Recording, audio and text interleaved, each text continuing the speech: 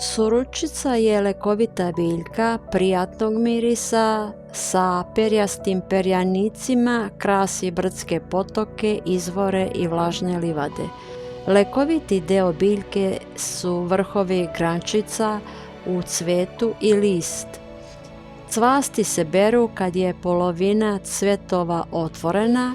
Lekovite materije su salicilna kiselina, biljni aspirin, fenolni glikozid, etarsko ulje, tanini i drugo.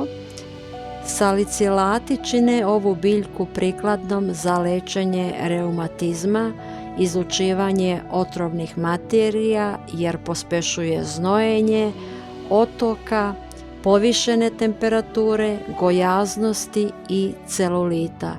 Olakšava probleme gornjeg dela digestivnog trakta vezana za nadimanjem i hiperaciditetom u krvnim sudovima. Kao biljni aspirin ima antitrombozni efekat.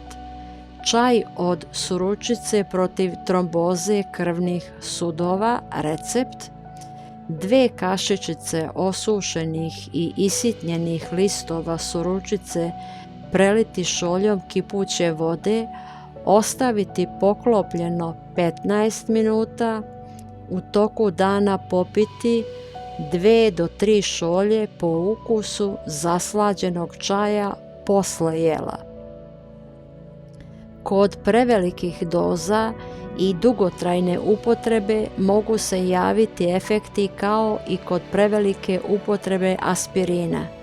Čaj u kombinaciji od metvice, matičnjaka, iđirota i suručice je odlično sredstvo protiv nadražaja na povraćanje i povraćanja trudnica u ranoj trudnoći.